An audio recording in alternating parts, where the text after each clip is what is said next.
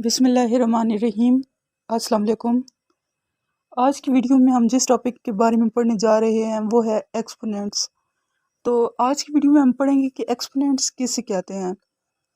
तो चलें अब अपनी वीडियो को स्टार्ट करते हैं। यहाँ पर सबसे पहले हम एक्सपोनेंट्स की डेफिनेशन पढ़ लेंगे। इसकी डेफिनेशन है an exponent of a number shows how many times we are multiplying a number by itself. अब यहाँ डेफिनेशन को पढ़ने से हमें पता चल रहा है कि एक्सपोनेंट क्या होता है कि एक नंबर का एक्सपोनेंट जो होता है वो ये शो कर रहा होता है, वो ये जाहिर कर रहा होता है कि जो नंबर है वो कितने टाइम्स जो है वो मल्टीप्लाई हो रहा है, या हम एक नंबर को कितने टाइम्स मल्टीप्लाई कर रहे हैं। अब जिस तरह यहाँ पर एग्जांपल में देखें, यहाँ पर 5 के ऊपर एक 4 नज़र आ रहा है। अब 5 जो है वो बेस है, इसको बेस कहेंगे, और जो 4 है एक्सपोनेंट कहलाएगा।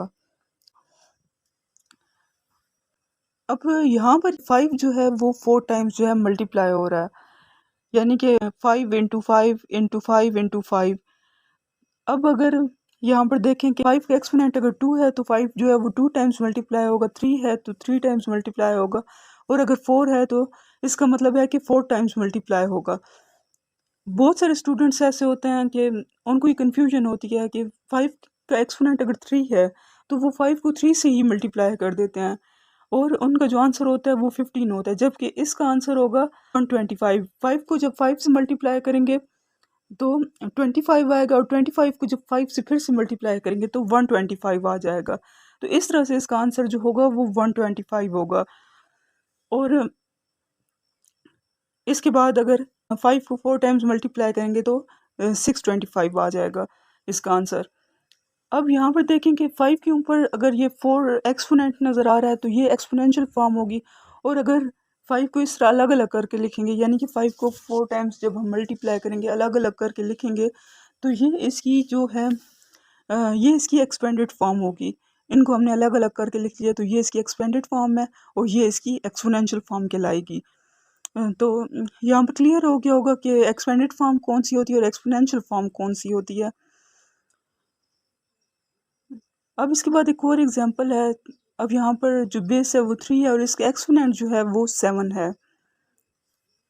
तो इससे हमें पता चल रहा है कि 3 जो है वो 7 टाइम्स मल्टीप्लाई हो रहा है या 7 टाइम्स मल्टीप्लाई होगा। तो इसकी एक्सपेंडेड फॉर्म जो होगी वो कुछ इस तरह से होगी, यानी कि हम 3 को 7 टाइम्स जो है मल्टीप्लाई करेंगे, 3 को 7 टाइम्स हम अलग अलग लिख लेंगे, ये इसकी एक्सपेंडेड फॉर्म होगी। अब यहाँ पर 3 का जो एक्सपोनेंट था वो 7 था, तो हमने 3 को 7 टाइम्स लिखा है। अगर यहाँ पर 3 का एक्सपोनेंट अगर 4 है तो 4 टाइम्स लिखेंगे, 5 है तो 5 टाइम्स लिखेंगे। अगर 3 का एक्सपोनेंट अगर 2 है तो 3 को हम 2 टाइम्स मल्टीप्लाई करेंगे, 3 को जब 3 से मल्टीप्लाई करेंगे तो उसका आंसर 9 होगा। उसके बाद 3 का एक्सपोनेंट अगर 3 है तो 3 को 3 टाइम्स मल्टीप्लाई करेंगे, 3 को 3 से मल्टीप्लाई करेंगे 9 आएगा, और 9 को जब 3 से मल्टीप्लाई करेंगे तो 27 होगा। इस तरह अब जब 3 को 4 टाइम्स मल्टीप्लाई करेंगे तो उसका आंसर जो होगा वो 81 होगा। तो उम्मीद है कि आज वीडियो से आपका एक्सपोनेंट्स का जो कॉन्सेप्ट है क्लियर हो गया होगा। अगर वीडियो पसंद आए तो इसे लाइक करें और चैनल को सब्सक्राइब करें। अगली वीडियो तक के लिए अल्लाह हाफिज़।